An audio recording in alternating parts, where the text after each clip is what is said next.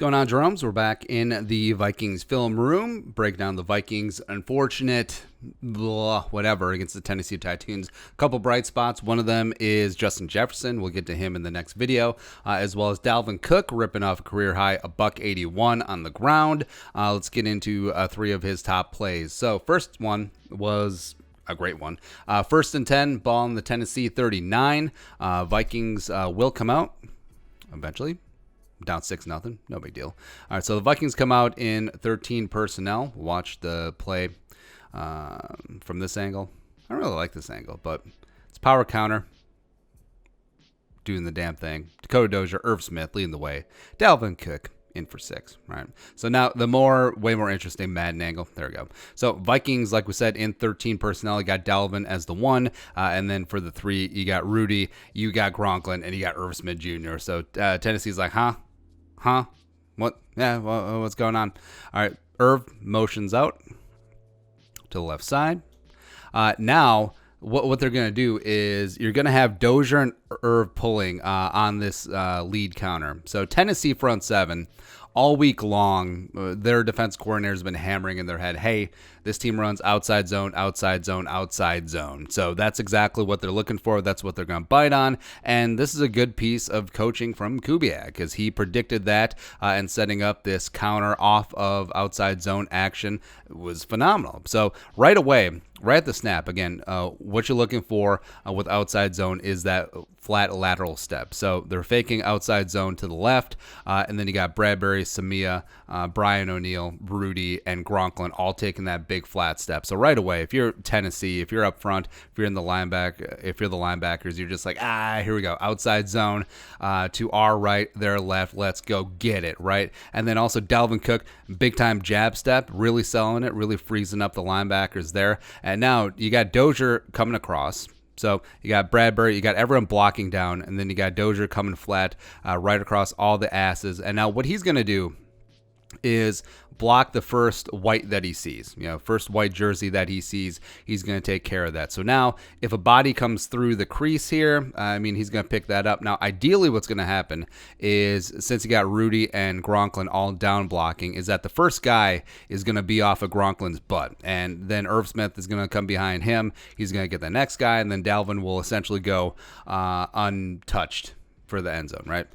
But world isn't always perfect. So Gronklin takes his guy here. A guy squirts through in between 82 and 83, but no problem. Dozier is Johnny on the spot right there. And then Irv Smith has come around. He's the second lead blocker. Now, it's really important that Dalvin remains patient here. And a lot of young running backs will see this, all of this green territory here, and they'll just outrun their lead blockers. Now, that's a mistake. It is. And Dalvin Cook shows a lot of maturity here, just waiting, setting up, using Irv Smith. Irv does a great job here, right in the hole here. He kind of gets away with a hold, just a little bit, but it's okay. No harm, no foul there. And it's a perfect setup. So basically, all runs, ideally, if you do have numbers, it does lead up to, hey, your running back makes one guy miss, and you got paid her. And that's exactly what happens here. Dalvin and Kevin Byard are going to have a showdown. Womp, womp, womp. Kevin Byard, not so much. Just a really, Byard, don't get me wrong, one of the best safeties in the league, just a really atrocious angle there. Because,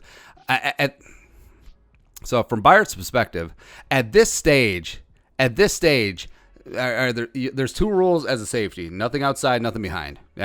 So nothing behind, that's out the window, right? But nothing outside. He knows that he's the last line of defense. Like, he knows that they're in cover 1.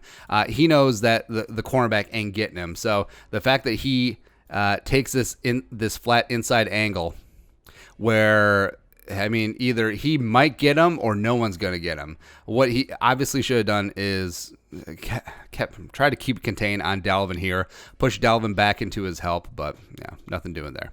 And for that, we thank you. All right, next up, play 2, 3rd and 1. Vikings got the ball on the 33. Vikings come out heavy, 22 personnel. We got CJ, well, technically 22 personnel because we got Rashad Hill up here at tight end. We'll watch the play through. CJ Ham. Ooh. Weak counter toss. No way.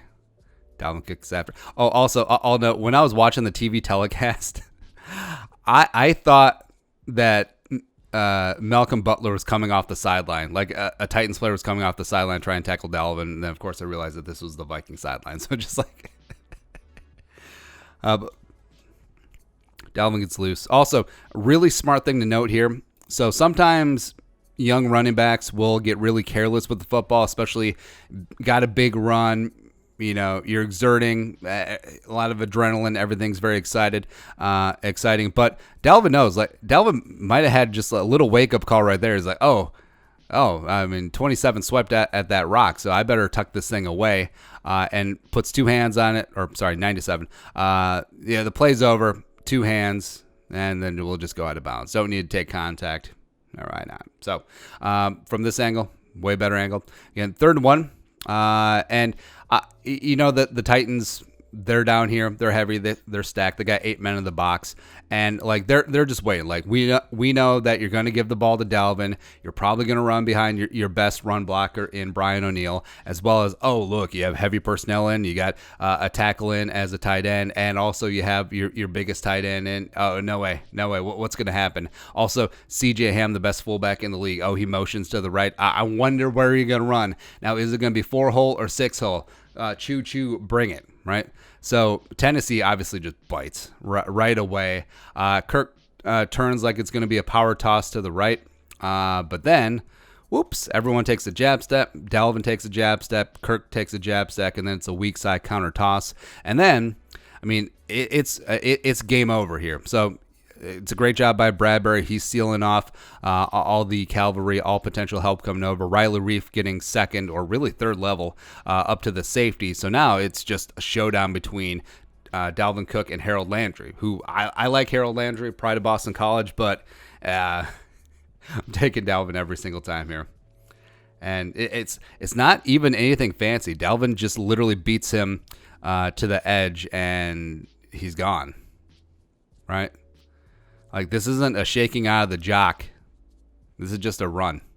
And it was a phenomenal job by the offensive line, phenomenal job by Riley Reif, phenomenal job by Dalvin Cook. All right, last play. Not as flashy as the touchdown or the beautiful 33-yard run, but just rock solid meat and potatoes football, which is something that you love to see. Again, the Vikings are the best graded running team via Pro Football Focus, but also they're the 4th worst pass blocking team, which is so on brand. But 1st and 10 from the 25. Vikings just lost the lead down a point. Vikings come out in 21 personnel. So first play of the drive. And as the Vikings have done, I mean, I'd actually love to see a breakdown of what percentage of run is on the first down play of an opening drive. Not opening drive, but first play of a drive. It might be like 75%, something ridiculous like that. But Titans reading run the entire way. Eventually they sneak up 8 men into the box. Not a stack box, but eight men certainly there. We'll watch full speed here. A little bit of lead counter. C.J. Ham getting it done, and it's a nice little 12, 13-yard gain there. Right. Also, you'll notice from the Tennessee game, they ran a lot of counter, a lot of power this game.